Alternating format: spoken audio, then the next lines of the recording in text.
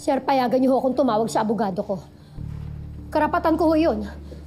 Brad, pagbibigyan ba natin to? Binastos at minumura tayo kanina eh. Tapos nananakit pa. Kailangan, Brad. Karapatan niya yan eh. Sige. Okay.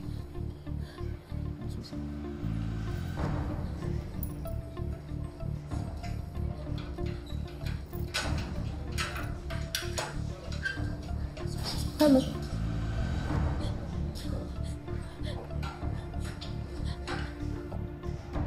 Yung bag ko po.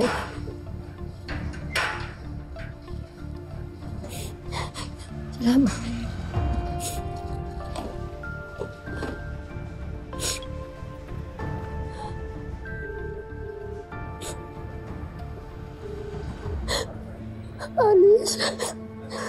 Alice, tulungan mo ako.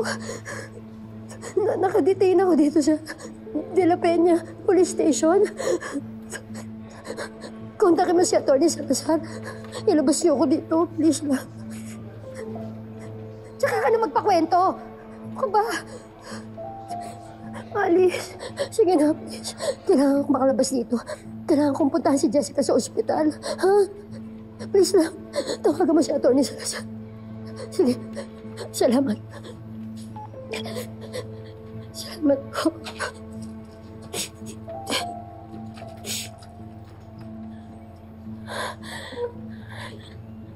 Manuel. Salamat. Salamat pinuntahan mo ko. Si Jessica, ligtas siya, di ba? Ligtas si Jessica, di ba? Nanganganib ang buhay ng anak ko dahil sa ginawa mo!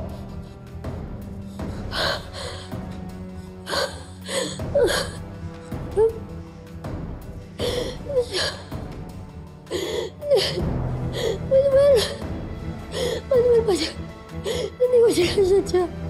Anak ko na si Jessica.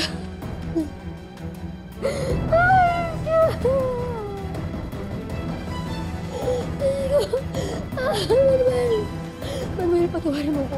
Manuel, hindi ko sinasadya. Ayop ko, isip! Ayop ko! Magbumas naman nangyari kay Jessica. Hindi lang physical assault ang sasampa ko sa iyong kaso. Murder o homicide! Yung makukulong ko sa kulungan! Ayop ka! Pare, tama na! Tama na! Tama na, pare. Ayop! Ayop ka, isip! Tama na. Makukulong ka sa kulungan! Jessica!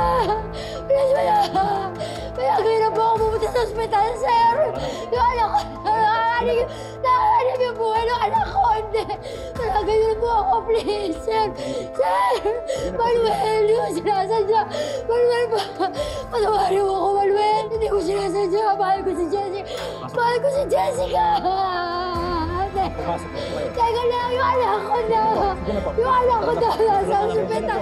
Teka lang, nakakanib yung buhay ng anak ko! Teka lang! Sandali lang po, maawa naman po kayo! Alam ko, hindi ko sinasadya! Hindi